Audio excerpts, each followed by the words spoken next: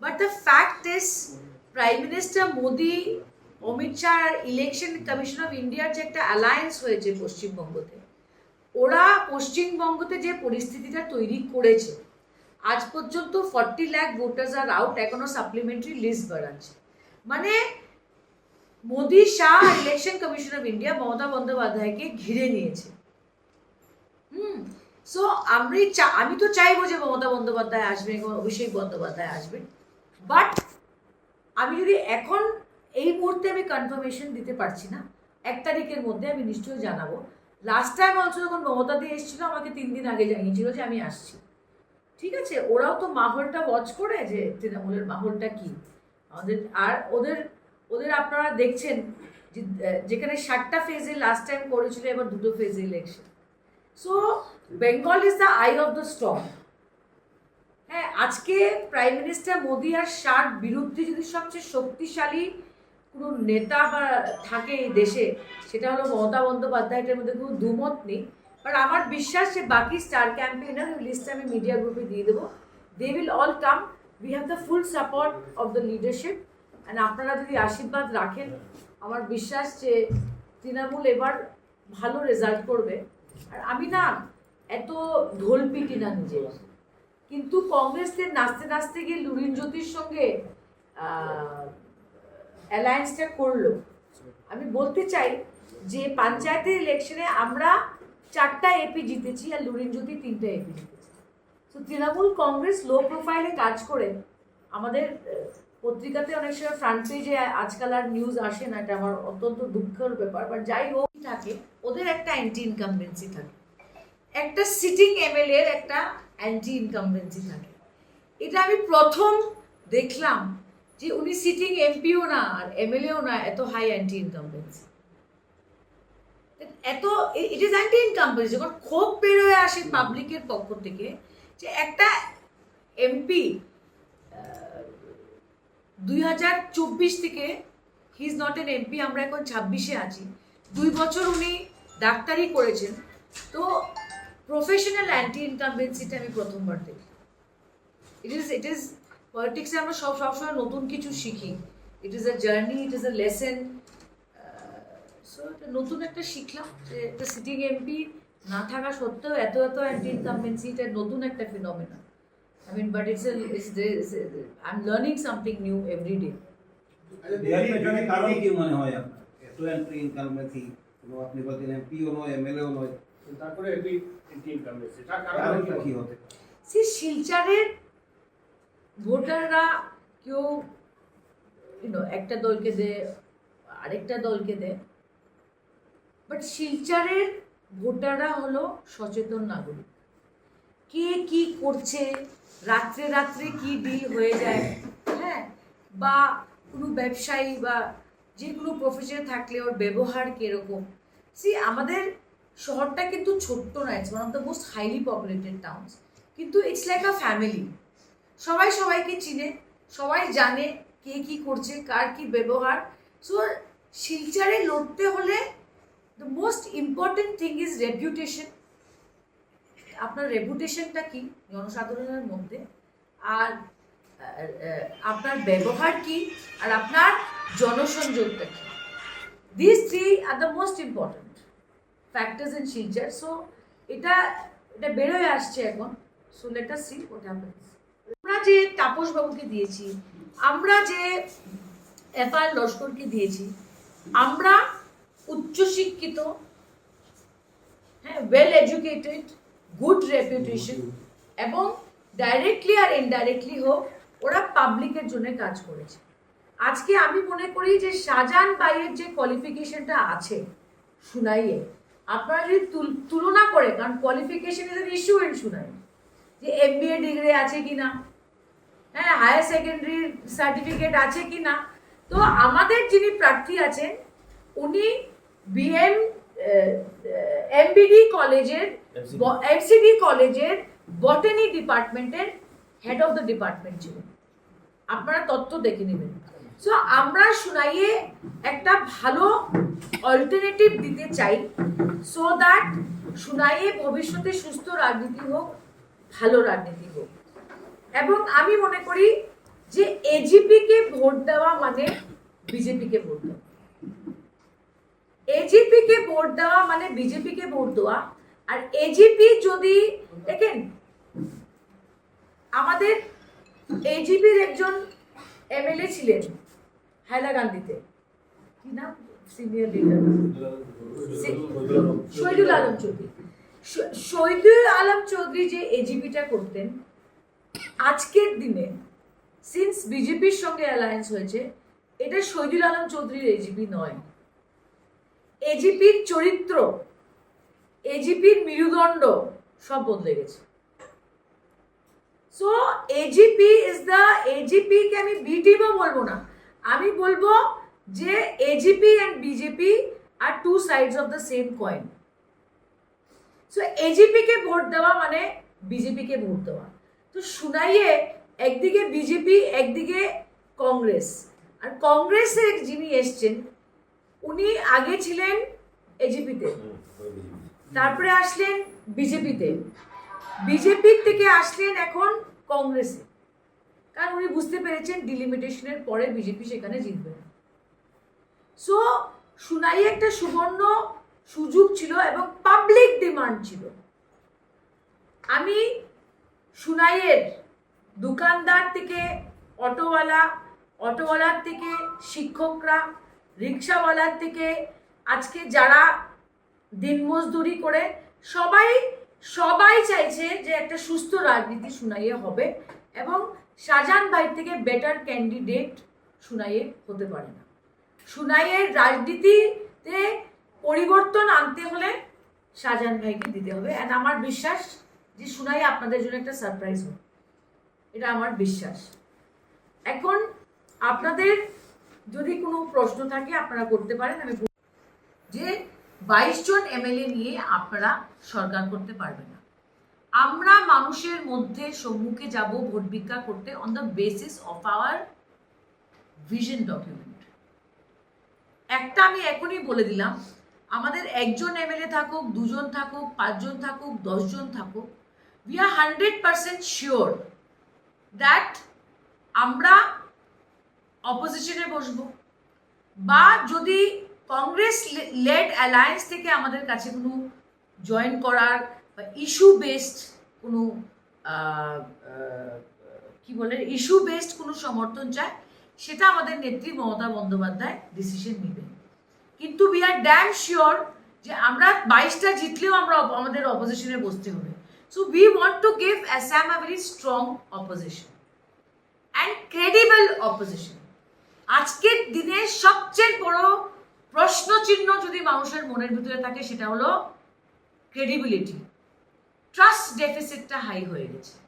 So আমরা ওই জায়গায় ওই স্পেসটা, যে একটা ভ্যাকিউম উঠে এসছে, ওই স্পেসটা তৃণমূল কংগ্রেস নিতে চাইছে। এবং আমাদের যে 10টা প্রোগ্রাম থাকবে, 10টা দাবি থাকবে, স্মার্ট মিটার নিয়ে, পাড় ভাঙ্গন নিয়ে, বেরোজগারি নিয়ে, ডি ভোটার নিয়ে, এনআরসি নিয়ে, আমরা এইগুলা ইস্যু নিয়ে আমরা আগামী দিনে কাকে সমর্থন করব বা করব না, দিস ইজ আওয়ার প্ল্যান। আমরা ফাইট করব ফর গুড গভর্নেন্স, আমরা ফাইট করব ফর সুশাসন।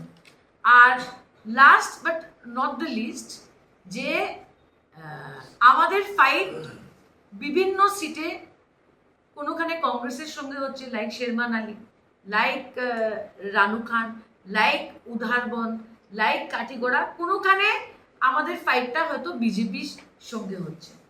লাইক আমি মনে করি ধেমাজিতে ফাইটটা কংগ্রেস ফাইটে থাকবেই না, ফাইটটা হবে আমাদের মধ্যে আর এজিপির মধ্যে, ধেমাজি সিটটায়। So it is very clear that Trinamool Congress অনেক সিটে ডাইরেক্ট ফাইটে থাকবে, ন্যাশনাল পার্টি বা অ্যালায়েন্স পার্টনার্স যারা আছে। সো এটা হলো আমাদের এন্টায়ার পিকচারটা। সো নাম্বার 1, সব কাস্ট এন্ড কমিউনিটিকে দেওয়া হয়েছে। কি তৃণমূল কংগ্রেসের পক্ষ থেকে এই প্রেস মিটটা করছি। আপনারা দেখেছেন কিছুদিন আগে আমাদের অনেক প্রেস মিট গুয়াহাটিতে হয়েছে, গুয়াহাটির চ্যানেলরা কাভারও করেছে। কিন্তু আমার দায়িত্ব যে বরাকের মিডিয়ার সঙ্গে একবার বসে একটা প্রেস মিট কর, তাই বলে আমি আজকে প্রেস মিটটা ডেকেছি। আপনারা হয়তো আপনারা জানেন যে আমরা অ্যারাউন্ড 80+ অ্যাপ্লিকেশন পেয়েছিলাম ক্যান্ডিডেটসদের। এটা আপার আসাম থেকে ছিল, মিডল আসাম থেকে ছিল, লোয়ার আসাম থেকে ছিল, হিলস ডিস্ট্রিক্ট থেকে ছিল এবং বরাকের থেকে অ্যাপ্লিকেশন এসছিল।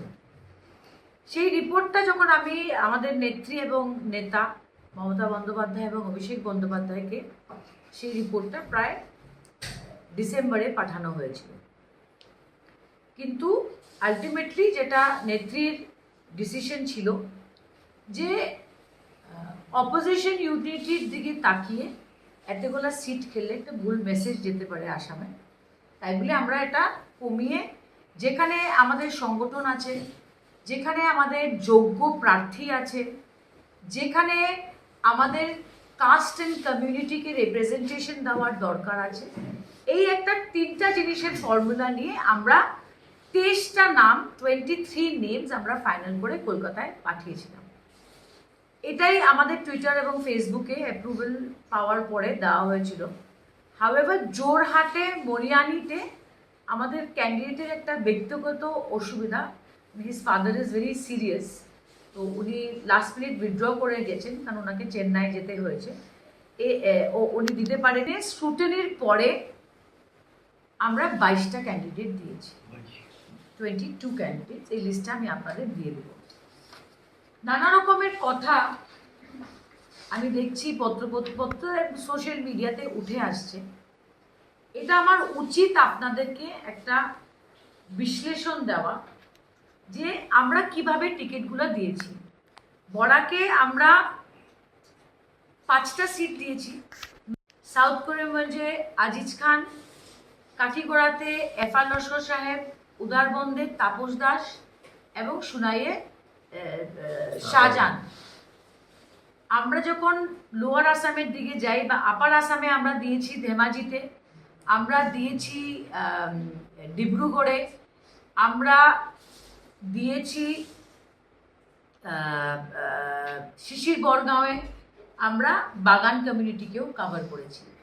এছাড়া লোয়ার আসামের দিকে যখন আপনারা আসেন আপনারা দেখতে পারবেন যে আমরা হাজোতে খেলছি, যেখানে দুলু আহমেদের স্ত্রী উনি শিডিউল কাস্ট সিট থেকে খেলছেন নন্দিতা দাসের এগেনস্টে। আমরা গুয়াহাটি সেন্ট্রালে খেলছেন অভিজিৎ মজুমদার, তিনি এককালে কংগ্রেসের মেয়র প্রজেক্ট হয়েছিলেন। এছাড়া আমরা লড়ছি বরক্ষেত্রীতে, এছাড়া আমরা লড়ছি ধুবড়িতে, আমরা গোয়ালপাড়াতে শুধু একটা সিট খেলছি ইস্ট জলেশ্বরে, আমরা খেলছি তিনসুকিয়াতে জিতেন নাগ এবং মাকুমে খেলছি, আমরা ডিব্রুগড়ের ছাউবুয়া লাহওয়ালে খেলছি, তো মন্ডিয়াতে শেরমালানি সাহেব খেলছেন। আমি আপনাদের একটা কাস্ট কমিউনিটির ব্রেকআপ দিয়ে দিতে চাই। হ্যাঁ, মেজরিটি আর মাইনরিটির সংখ্যাটা যদি দেখা যায় 22-র মধ্যে 7 আর minority, balance are Assamese Hindu, পলাশবাড়িতে নাথ কমিটি, ওবিসি আছে, আদিবাসী আছে এবং প্লিজ নোট আমরা টি গার্ডেন থেকে একটা নেগলেক্টেড সেকশন থাকে খ্রিশ্চান টি ট্রাইবস, আমরা ডিব্রুগড়ে খ্রিশ্চান টি ট্রাইব দিয়েছি। So we have balanced upper Assam, middle Assam, lower Assam. আমরা পুরো চেষ্টা করেছি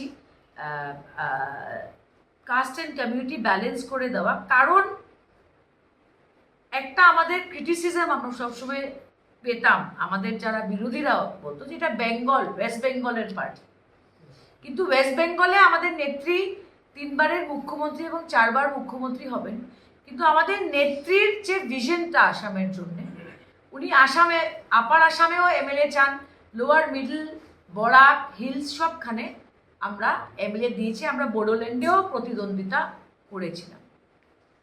সো আমি আশা করছি যে সাধারণের সম্মুখে রাখবেন। One very important matter is আমরা প্লিজ নোট দ্যাট আমরা কংগ্রেস ব্যাকগ্রাউন্ডের মানুষ এনেছি, আমরা লুরিন জ্যোতির পার্টির থেকে ধেমাজির ক্যান্ডিডেট এনেছি, আমরা ডিব্রুগড়েও কংগ্রেস থেকে মানুষ এনেছি, কিন্তু আমাদের কাছে অজস্র ভারতীয় জনতা পার্টির যারা রিবেল গ্রুপ, যারা মানে বিদ্রোহ করেছে, অনেক ফোন এসছিল। কিন্তু আমাদের এটা ডিসিশন ছিল যে আমরা বিজেপির থেকে কেউকে এনে টিকিট তৃণমূল কংগ্রেসে দিব না। কারণ আমি বিগত 5 বছরের যে রাজনীতিটা দেখতে পেরেছি, বিজেপির থেকে যারা অন্য কোনো দলে যায়, এটা অলমোস্ট 100% শিওর যে জিতার পরে ওরা বিজেপির পুরো চান্স থাকে। যারা সারা জীবন কংগ্রেস করেছে ওরাও কিন্তু ছেড়ে, লাইক সুশান্ত বরগায়, লাইক কমলাক্ষ দেবকাস্ত, লাইক রূপজ্যোতি কর্মী, ওরা সারা জীবন, ওদের মা রূপজ্যোতির মাও তো কংগ্রেসে ছিল, সুশান্তর ফ্যামিলিও কংগ্রেস করে, কিন্তু কংগ্রেস থেকে জিতা সত্ত্বেও ওরা বিজেপিতে গেছে। তো বিজেপির থেকে আনলে ইট ইজ 100% শিওর যে ওরা জিতে বিজেপিতে যাবে। সো আমরা একটা প্রথমেই সিদ্ধান্ত নিয়ে নিয়েছিলাম ফেব্রুয়ারি মাসে, এটা কলকাতার সঙ্গে আলোচনা করে হয়েছে, যে বিজেপির থেকে আমরা কোনো ক্যান্ডিডেট, অনেকে বলছিল জয়ন্ত দাসের সঙ্গে কথা বলেন, আমাদের গুয়াহাটিতে যিনি বিদ্রোহ করেছেন, অনেকে বলেছিল, নামগুলা ভুলে যাই, ভবেশ কলিতা হয়তো টিকিট পাবে না, আপনারা ওনার সঙ্গে যোগাযোগ করে।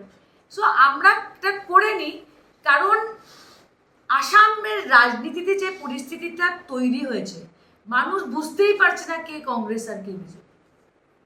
Katigorah is the first example. কংগ্রেসের একটা ওয়েল নোন পলিটিশিয়ান চলে গেল বিজেপিতে, আর আরএসএস এর একটা কট্টর প্রচারক চলে গেল কংগ্রেসে। সো আস্থার জায়গাটা কোথায়? আস্থার জায়গাটা তৈরি করার জন্য আমরা বিজেপির থেকে কোনো ক্যান্ডিডেট প্রত্যাশী এনে আমরা কোনোখানে দেয়নি। 2 নম্বর কথা বা 3 নম্বর কথা হলো যে এই প্রশ্নটা